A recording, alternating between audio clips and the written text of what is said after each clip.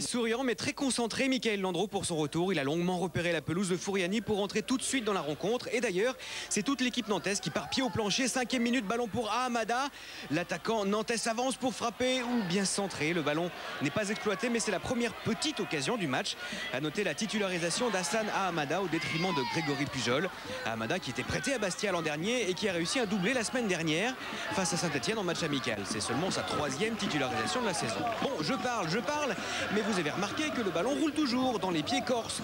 On est donc dans la continuité de la première occasion. Florian Maurice trouve ici Ben Saada. La remise pour Chimbonda qui trompe Landreau ici. Après 6 minutes de jeu, le capitaine nantais va déjà chercher le ballon au fond des filets. C'est le 6e but qu'il encaisse cette saison et c'est le premier pour Pascal Chimbonda. Les Nantais sont donc cueillis à froid et on imagine qu'ils vont tout faire pour se rebeller.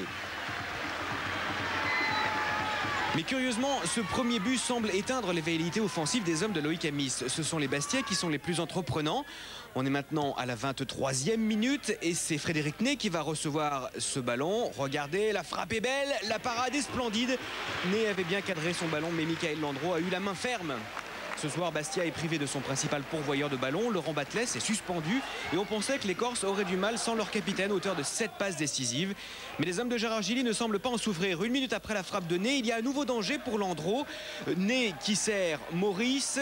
Reprise de volée. Le ballon n'est pas cadré, mais l'inquiétude grandit néanmoins dans les rangs nantais. À vrai dire, leur collectif manque de fluidité, de cohésion. Ils ont du mal à se remettre de l'ouverture du score bastiaise. C'est en fin de première période que les Nantais retrouvent leur fluidité maison. 41e minute. Voici Sylvain Armand. Armand pour Darocha. Extérieur pied droit de Vaïroua. Et but. Nicolas Pento n'a plus qu'effleurer ce ballon. Et voilà que les Nantais égalisent à quelques minutes de la pause. C'est le 4e but cette saison pour Marama Vaïroua. Le Tahitien n'avait plus marqué depuis la 7e journée. C'était face à Marseille et il commençait à trouver le temps long. En tout cas, ce but finit de sortir les Nantais de leur torpeur. On est dans les arrêts de jeu de cette première période. 46e minute, le ballon circule bien chez les Canaries. Il parvient à Faé. Il se heurte à la défense de Bastia. Mais derrière, c'est Berson qui tente sa chance. Frappe puissante mais non cadrée. C'est la dernière occasion de la première période.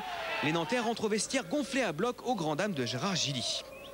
On aurait pu imaginer que la mi-temps aurait coupé l'élan retrouvé des Canaries, mais pas du tout. 5 minutes après la reprise, voici Vaïroua dans la surface. Il pique son ballon, mais il trouve le poteau et Ahamada ne peut pas reprendre. Et ça n'est pas terminé. Darocha fait le pressing sur son aile gauche. Derrière, Gillet peut récupérer.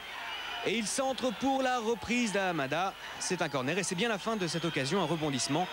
Mais quelle belle inspiration de Vaïroua, ce petit ballon piqué qui, vous allez voir, vient mourir sur le poteau de Pento.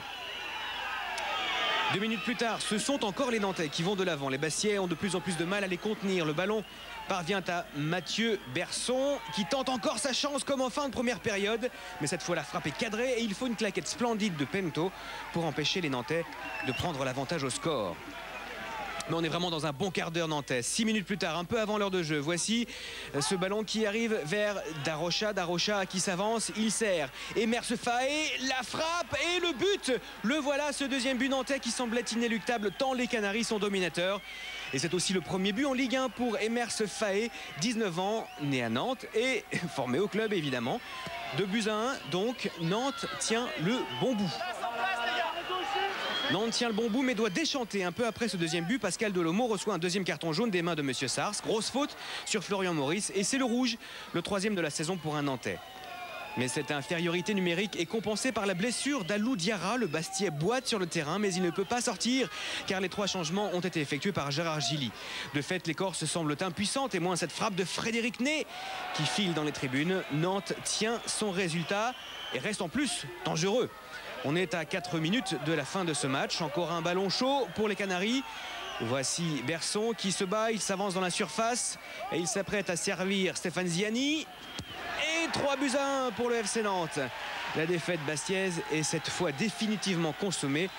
Le premier but de la saison pour Stéphane Ziani qui parachève la belle victoire des hommes de Loïc Amis. Ils mettent un terme à la série de 3 défaites consécutives.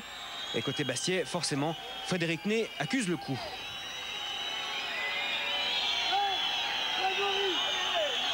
Il faut plus pour se maintenir en L1 et là on n'a pas fait les efforts nécessaires déjà donc après coup, il n'y a rien à dire sur cette défaite. Nantes nous est supérieur et de beaucoup ce soir. Et côté nantais, Michael Landreau fête son retour gagnant et pense déjà au prochain match. Non, à la limite, on est plus en position de faire un bel exploit et que ça soit la fête samedi prochain à Nantes. Parce que si on avait encore perdu des points, on aurait été vraiment sous pression. C'est mieux quand même de préparer un match comme Monaco avec cette victoire à l'extérieur. Eh ben, je vous souhaite une bonne fête. Merci. Merci.